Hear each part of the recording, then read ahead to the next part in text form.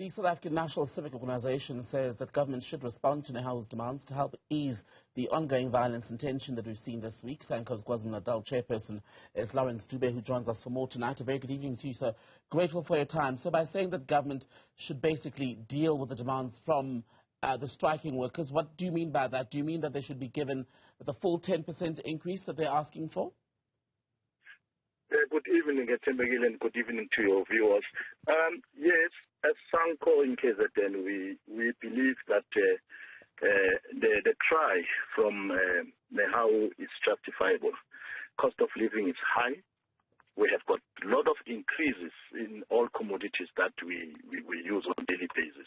So we believe that their cry is justifiable, and therefore the government must take the responsibility and, adhere to the call. Do you not believe the government when it says it simply cannot afford to pay each worker a 10% increase because there's not enough money to do that? It's unsustainable. Look, the government should not run from the responsibility that it's supposed to take care of its workers.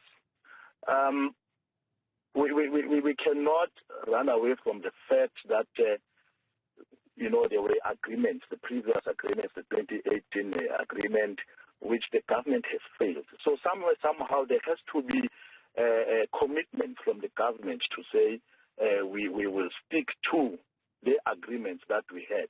And besides, as I've indicated as I started talking, that cost of living is high. Don't forget that before you become a worker, you are a community member. And that is what we stand for as Sanco. We stand for our communities. And basically that is that. So if government is saying it can't pay 10%, and the latest offer on the table, as we understand it, is about 4.7%, which includes basic sweetness, so to speak, such as, according to the finance minister, some of what's included there would speak to pay progression, a housing allowance, as well as other benefits. What should be the middle ground? If it's not going to be 4.7% or 10%, what would be an acceptable compromise, you think? Look,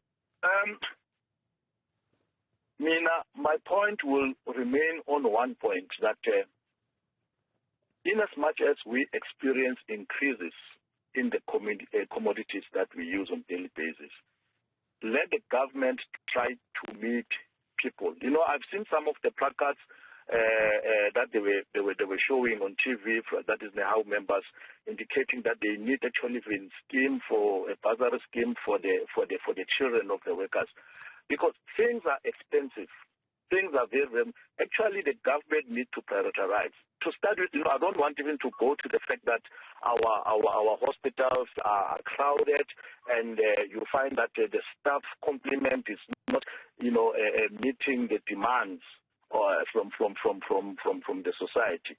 But these people, the health workers, have been there assisting the government. So I think it is time, but in as much as we can say we understand that the government says there's no money, but really the government has to prioritize. I mean, these people are dealing mainly with the lives of people, and therefore why should you as government try not to be relevant to them and meet the demands? Actually, I don't even want to call them the demands. I'll call them the cries, that they are crying. They need to afford the basic life that everybody has to afford. So the finance minister said that if there was going to be an unbudgeted wage settlement, there would have to be certain trade-offs in government spending. Basically, the money would have to come from somewhere. You've spoken about government reprioritizing and prioritizing public sector workers because of the role they play, especially when you consider in public hospitals, etc. Where should the money, or where can the money be taken from to pay them more? Are there specific services where you think we should be spending less to fund the public sector wage bill?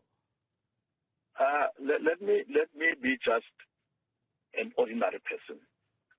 When you're a father at home, you prioritize. You know, if I cut on tea and milk and whatever, then I can meet other costs. It is the duty of the government. That's why we voted them in there.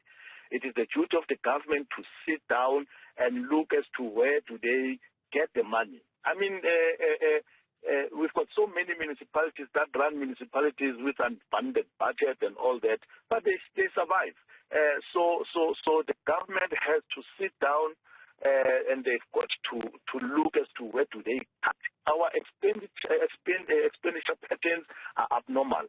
Let's prioritize what is important for the country. I mean, there are so many things that I can quote that are unnecessary expenditure. But I mean, they are there, you see.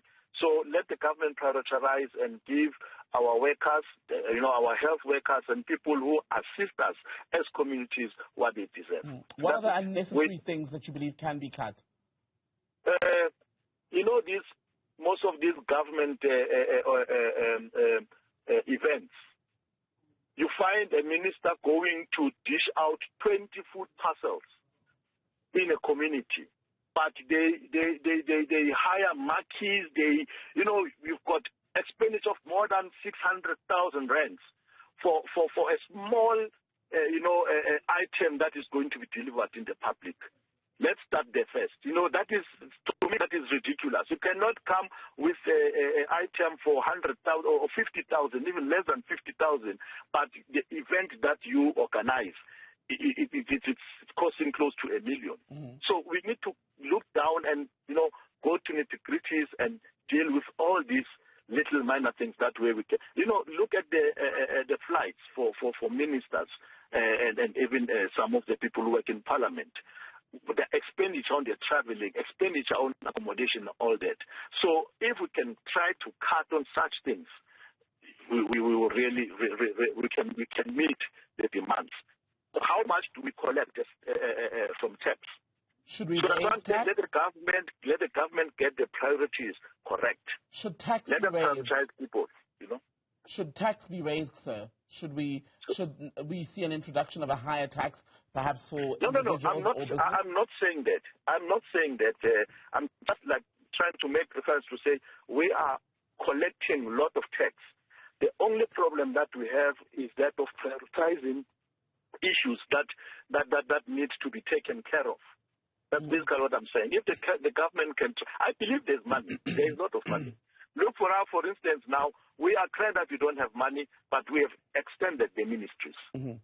There's a lot of things that we can question when the government says it doesn't have money to meet the demand of the workers. And a final question to you, sir. Then let me ask you about a meeting that's actually happening tonight. The health department is meeting to discuss, among issues, the possibility that at least 4 deaths at public hospitals may have been linked to the strike by Nehawu workers who've been accused of blocking gates. There was also a report in KZN, where you are from, that an ambulance that was carrying a very sick child was interfered with by the striking workers. What do you make of the conduct of some of the striking workers and this belief now that possibly there may very well be a link between their actions and the deaths of 4 patients? When people protest, it is quite difficult to sometimes identify who are the people, not unless if there's video footage that can indicate that it's so and so and that person is linked to Nehawu as a protester. Because there are a lot of elements that take place when the protest. To find people who are taking chances, people just normally get excited of, joining what they don't even understand. And those are the people sometimes they become mischievous. But I believe that the investigation will reveal as to what is the cause. It is so unfortunate. We cry because we are community members and we are community leaders in that effect. But I believe a proper investigation will have to be conducted, and then those who are found wrong, they need to be brought to book. But what is surprising about the whole thing, I believe now that even the South African police services know that there is this strike by Nehawu, which is, by the way, protected. I believe that the SAPS also needs to take care and do their job. People who are doing wrong, they need to be brought to book. Simple as that. But I believe an investigation will help us in this regard. Sanco KZN chairperson, Mr. Lawrence Dube, good to speak to you. Thank you for your time tonight.